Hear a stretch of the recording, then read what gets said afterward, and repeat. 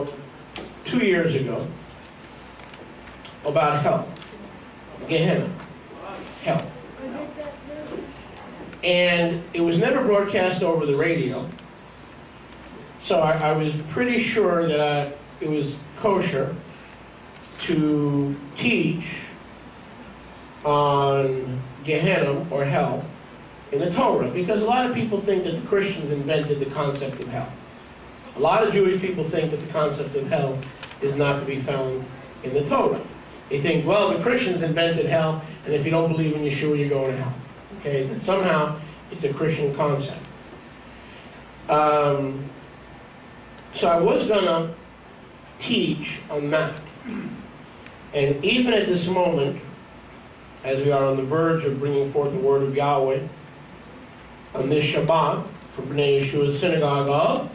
Broward County. Hey, all right, Broward, you know where you are, that's cool. Broward County. I'm still wavering between teaching Gei-Hinnom Hell in separation from Yahweh, as outlined in the Torah, or the things that are in today's Parsha, without notes. Usually I'm pretty decisive, but there are so many things in today's Parsha that are rich and fresh that if I don't have notes, I'm a little bit less constrained in the Ruach. On the other hand, now of course, it is important to know the concept of Gei-Hinnom in the Torah, and that the Christians didn't make up the concept of Gei-Hinnom. So if I can read your minds, which I can't, I'm leaning very heavily to tearing up my notes and just being preached from the Ruach.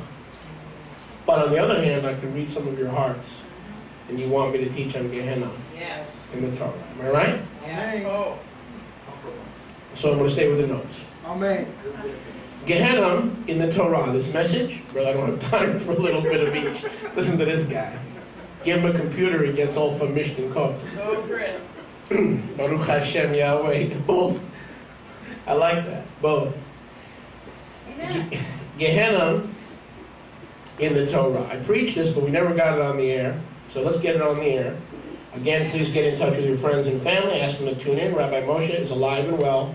Like Mark Twain said, the reports of my demise are greatly exaggerated. Romia, chapter 1 and verse 16. Again, this message, Gei-Hinnom, or hell in separation, from Yahweh, as it is established, not in the New Testament, brother, but rather in Yahweh's Kadosh and eternal Torah. Romia, chapter 1, and let's pick it up with verse number 16. Romans 1 and 16. Again, what's this message, Brother Chris? Gei-Hinnom in the Torah, hell and separation from Yahweh. Can eternal separation be understood from Torah? Eternal separation from Yahweh's presence. Romia 1:16. For I am not ashamed of the Besorah of the Mashiach. What does Besorah mean? Good news. For it is the power of Yahweh for salvation to everyone who believes, to the Yehudi first, and also to the Greek and the Aramean. Number one, we are not to be ashamed when we act in sharing the good news. Every faith you can think of is opposed to evangelism. Did you ever notice that? Now, there are some faiths who will recruit members for their club. But when it comes to evangelizing, all opposing faiths are opposed to evangelism. For instance, Islam evangelizes by the sword. Judaism does not evangelize. Catholicism has followed Vatican Council II and Nostra Aetate, which means the Jews go to heaven because of the Mosaic covenant, and the Muslims go to heaven because of the covenant that Allah made with Muhammad. So the Catholics don't evangelize, and many Protestants don't evangelize because they also believe in, what's that called? Predestination. So since they believe in predestination, it doesn't matter if they evangelize, everything is already predestined. But Romans 1:16 says, not only in the Brit Hadashah, but also we're going to learn today from the Torah, that Gei-Hinnom is a place of eternal separation from Yahweh. It is a place that we need to avoid. Can I hear a good amen? So in other words, there is nothing new in the Brit Hadashah. Brit Hadashah means a renewed covenant. There's nothing new. If Yeshua introduced something new to something called a Christian church, he's a heretic. He ought to be stoned and crucified for adding to the Torah. Yahweh says you shall not add to the Torah, and neither shall you subtract from the Torah. So if Yeshua said that if you reject Jesus Christ, y'all gonna go to hell, well, and we can't find hell in the Torah, then Jesus is a false prophet. Which we know Jesus is a false prophet anyway, because there was no Jesus, there was a Yeshua. Amen. And Yeshua kept his father's Torah, and lived his father's Torah, and taught his father's Torah to his Talmidim, his disciples. So, you can look for the word hell in the Brit Hadashah, and not even find it. It's a funny thing. People say, well, how come Yeshua started teaching about the hell, but nowhere in the Tanakh is hell taught about? Well, let me upset your apple cart a little bit more. Nowhere is the word hell found in the Brit Hadashah. You didn't know that, did you? Lake of fire is found. Gei-Hinnom is found. Hades is found. But the word hell is not found. So we've got a gospel. People say, you're going to go to hell if you don't accept Yeshua. Hurry up, get saved, get washed in the blood, because you're going to go to hell if you don't accept. Really? How come the word hell doesn't? There is no word for hell in Greek or Aramaic in the Brit Hadashah. And neither is there a word for hell in the Tanakh, even though it's translated as hell. But the Hebrew word for hell in the Tanakh is what word? Sheol. Sheol is a grave. It's not hell. It's a coffin. The translators have misinterpreted most often that word Sheol and called it hell. And they've taken the Brit Hadashah word Hades, which is the Greek equivalent, for those who use the Greek, of Sheol. Aramaic is a similar word to Sheol. And they've called the grave hell.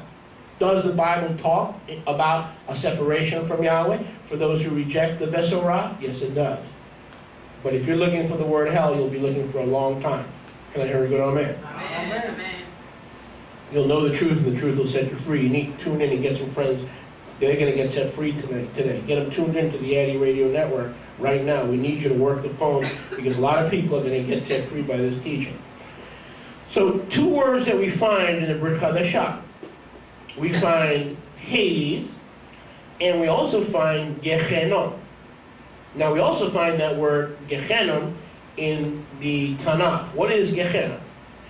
Gei-Hinnom is a Hebrew word meaning, translated as hell, but more literally meaning a valley of garbage dumping outside ancient Yerushalayim, symbolic of the true place of burning under the earth. Where is the lake of fire that Revelation speaks about?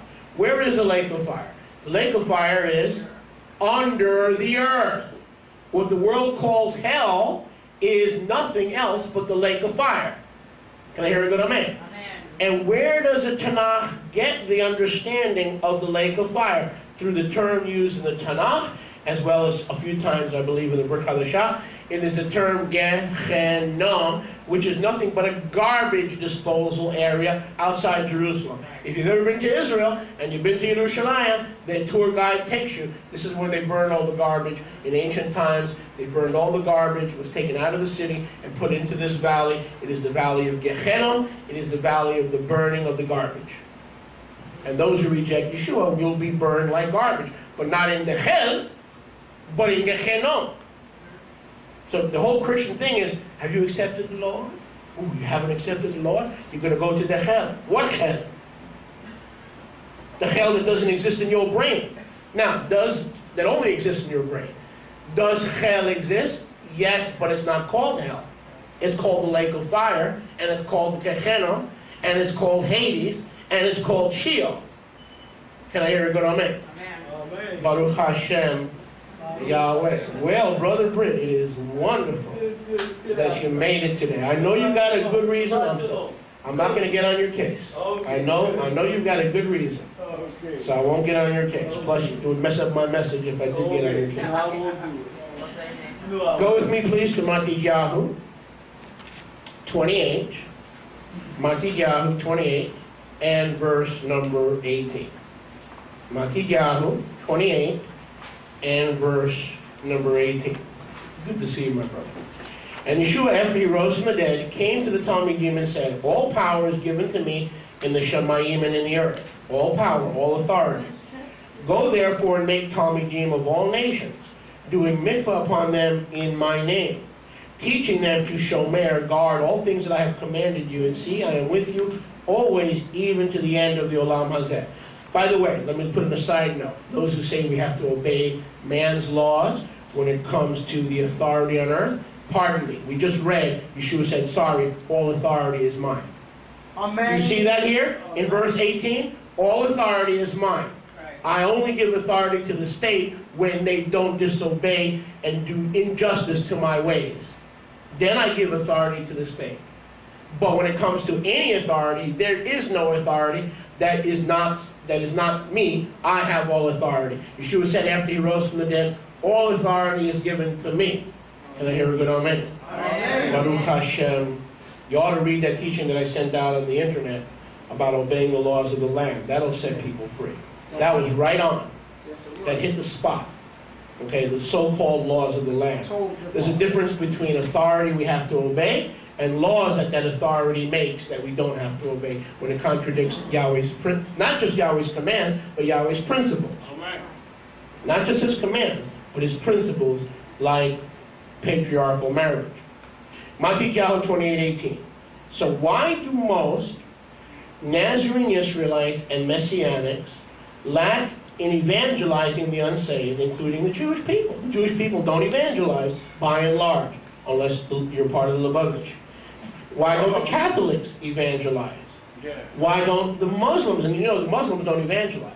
Killing people and cutting off their heads is not evangelizing in love and in Allah's ways. That is, accept Allah and accept Muhammad his prophet and say the Shahida. What is the Shahida? There is no God but Allah and Muhammad his prophet.